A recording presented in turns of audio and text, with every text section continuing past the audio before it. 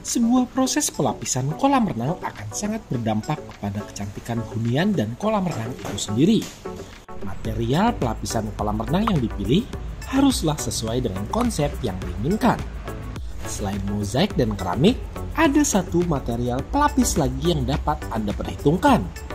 Apa sebenarnya material tersebut dan bagaimana cara mengaplikasikannya? Di sini kami akan membahasnya.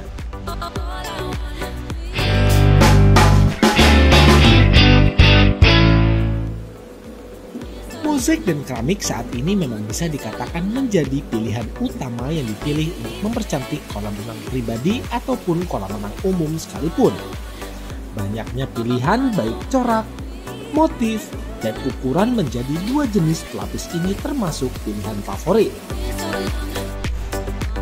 Akan tetapi, ada sebuah pelapis lagi yang dapat diperhitungkan untuk mendongkrak kecantikan hunian dan kolam renang Anda.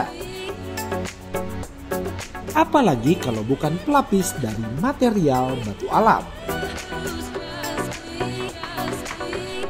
Pada kesempatan kali ini, kami dari tim di Multipool mendapatkan permintaan untuk memberikan pelapis menggunakan batu alam untuk kolam renang yang sedang kami kerjakan di Nava Park, BSD, Tangerang Selatan.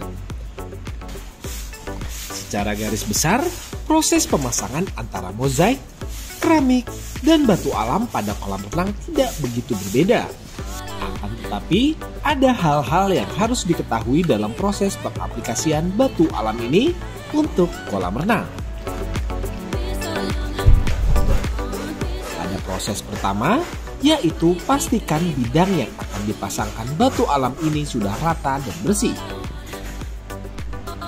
Proses pertama ini dapat dikerjakan sebelumnya dalam beberapa proses, seperti waterproofing dan proses leveling, untuk memastikan bahwa bidang yang akan dipasangkan pelapis kolam renang sudah rata dan sesuai dengan desain yang sebelumnya diajukan. Pada proses kedua, selanjutnya adalah menentukan ketebalan. Agar mendapatkan ketebalan yang merata dalam pemasangan batu alam, dibutuhkan sebuah patok untuk menentukan tebal plesteran yang diaplikasikan. Untuk menentukan hal tersebut, Anda perlu melakukan perhitungan-perhitungan terkait tebal batu dan ukuran final dari kolam renang, sehingga setelahnya Anda dapat menarik benang sebagai patok dan sebagai penanda agar pemasangan batu alam ini dapat lurus dan merata.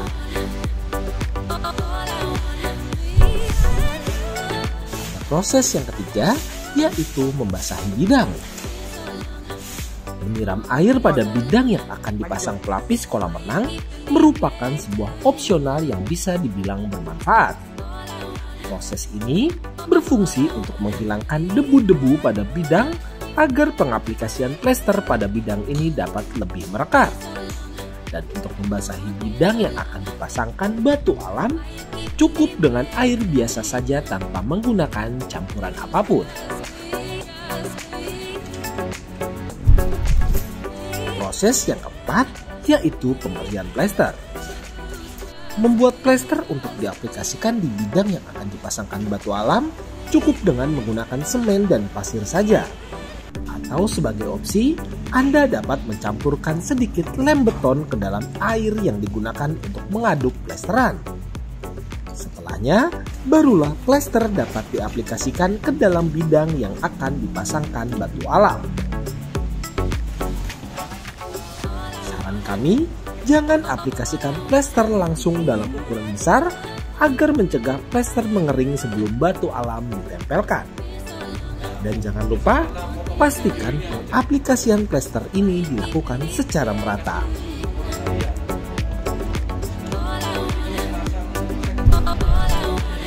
Pada proses yang kelima, yaitu memberikan garis. Karena tentunya pelapis kolam renang baik itu batu alam, mozaik, atau keramik berupa lembaran yang memiliki ukuran yang tidak terlalu besar, oleh karenanya sebelum pemasangannya, diperlukan garis sebagai patokan agar tidak terjadi kemiringan dalam pemasangan. Karena jika terjadi kemiringan sedikit saja, hal itu akan terus berlanjut dan berefek ke pemasangan pelapis selanjutnya. Dan untuk proses yang keenam, yaitu penempelan. Setelah sudah menentukan garis pada plesteran, barulah batu alam ini dapat ditempelkan langsung ke plesteran. Karena batu alam adalah material yang cukup berat, Anda dapat membantu mengetuk secara perlahan dan merata untuk memastikan batu alam tersebut menempel ke plesteran yang sudah diaplikasikan.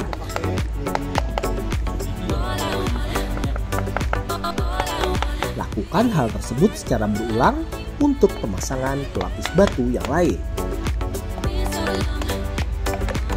Untuk memberikan jarak nat yang sama antara batu satu dengan yang lainnya, Anda dapat memberikan sebuah penanda seperti tusuk gigi ataupun batang lidi pada setiap sekat antar batu alam. Jika batu alam yang sudah terpasang terlihat sedikit pucat, hal tersebut sebenarnya bukan masalah. Karena batu alam ini dibuat untuk terendam air. Dan jika sedikit dibasahi oleh air, barulah warna dari batu alam ini akan keluar.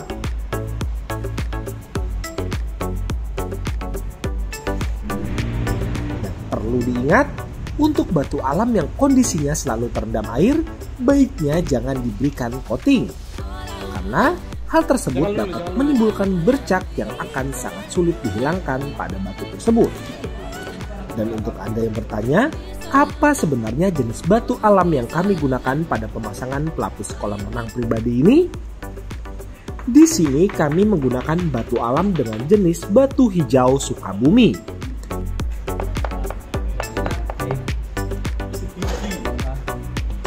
Jadi, bagaimana menurut Anda? Apakah Anda tertarik untuk melapisi kolam renang dengan batu alam seperti ini? Untuk selanjutnya, kami akan membahas tentang plus minus menggunakan batu alam sebagai pelapis kolam renang. Jadi, pantau terus channel di Multipool. Terima kasih telah menyaksikan video kami. Jangan lupa untuk bantu support kami dengan cara klik tombol like, subscribe, dan tekan tombol loncengnya, serta bagikan video ini agar channel ini dapat terus berkembang dan dapat terus membagikan manfaat untuk Anda semua. Sampai bertemu di video kami berikutnya dalam di Multipool Channel. Sampai jumpa. Jika Anda membutuhkan jasa pembuatan ataupun renovasi kolam renang yang berkualitas dan juga bergaransi, Anda dapat menghubungi kami di nomor berikut. Atau Anda dapat menghubungi kami di kontak yang terdapat pada deskripsi video di bawah.